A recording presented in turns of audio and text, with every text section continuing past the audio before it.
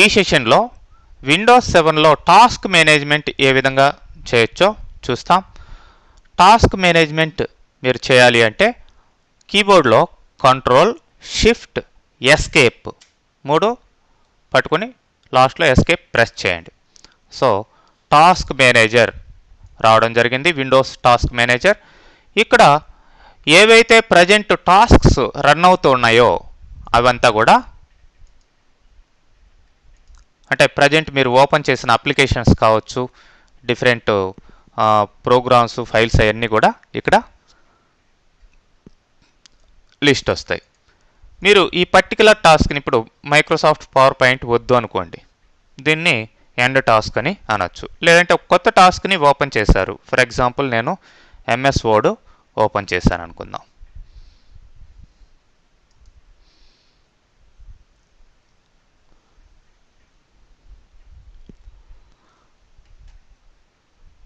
So MS word open అయింది, minimise చేశాను.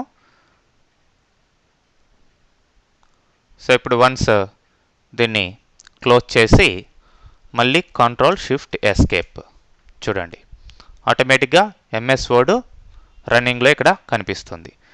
So ఇప్పుడు కొన్నిసార్లు మీకు ఆ అప్లికేషన్స్ హ్యాంగ్ అవుతూ ఉంటే అలాంటి సిచ్యువేషన్లో కూడా మీరు ఆ పర్టికులర్ టాపిక్ సెలెక్ట్ చేసుకుని ఎండ్ టాస్క్, ఆ టాస్క్ని క్లోజ్ చేయాలంటే ఈ విధంగా ఎండ్ టాస్క్ చేయొచ్చు.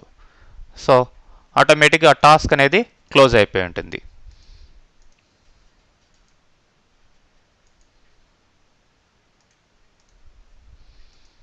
So control shift escape, so close అయిపోయింది. ఆ విధంగా పర్టికులర్ టాస్క్ని మీరు క్లోజ్ చేయొచ్చు. అట్లానే ఇక్కడ పక్కనే ప్రాసెస్ ఉంది. మీరు ఓపెన్ చేసిన అప్లికేషన్స్ కావచ్చు, లేదంటే బ్యాక్గ్రౌండ్లో రకరకాల ఫైల్స్ ఏమేమి రన్ అవుతున్నాయి, ఆపరేటింగ్ సిస్టమ్కి సపోర్టింగ్గా అనేటివి ఇదంతా కూడా వస్తాయి. వీటిని కూడా మీరు ప్రాసెస్ని ఆఫ్ చేసుకోవచ్చు, కానీ మీకు తెలిసి ఉండాలి కరెక్ట్గా సర్వీసెస్ ఏమేమి రన్ అవుతున్నాయి, వాటికి సపోర్టింగ్గా పర్ఫార్మెన్స్ ఎలా ఉంది, సిపియు యూసేజ్ ఎలా ఉంది, మెమొరీ యూసేజ్ ఎలా ఉంది, ఇదంతా కూడా చూడండి. 644 MB యొక్క ర్యామ్ అన్నమాట ఇది. సిపియు 82% యూసేజ్లో ఉంది.